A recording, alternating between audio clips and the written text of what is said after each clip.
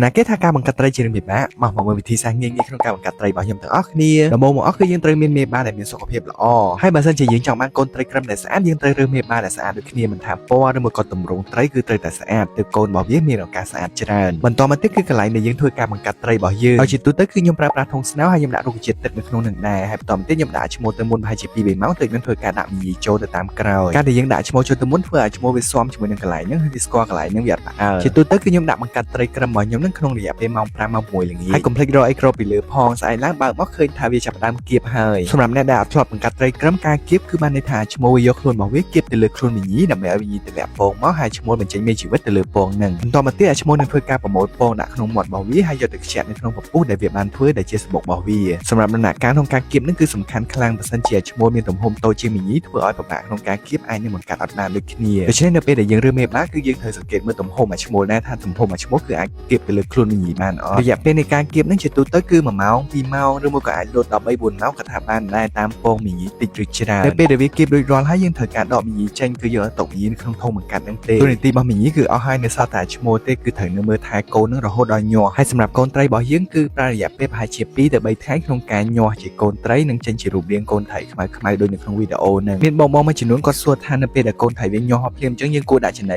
អត់ញាស់មកភ្លាមគឺកូនត្រីរបស់យើងអត់ទាន់ចេះស៊ីចំណីទេតើរងចាំរហូតដល់វាចេះទប់លំនឹងខ្លួននិងហែលទឹកបានដោយខ្លួនឯងនៅក្នុងវីដេអូហ្នឹងទើបយើងធ្វើការដាក់ចំណីមុនធ្វើការដាក់ចំណីយើងធ្វើការដកឈ្មោះចេញតែម្ដងដោយសារតែកូនត្រីរបស់យើងលែងត្រូវការមេបាក្នុងការមើលថែទៀតដែរសម្រាប់ខ្ញុំចំណីដែលល្អបំផុតសម្រាប់កូនត្រីដែលទើបបង្កើតគឺខ្ញុំដាក់ចាយទឹកក្រហមចាយទឹករស់ហ្នឹងនៅពេលដែលយើងដាក់ចូលទៅវានឹងកើតកូនតូចៗឲ្យកូនត្រីរបស់យើងអាចស៊ីបានបើសិនជាពេញចិត្តវីដេអូហ្នឹងកុំភ្លេចចុច like ចុច share និង comment ម្នាក់មួយផងអរគុណច្រើនបាយបាយ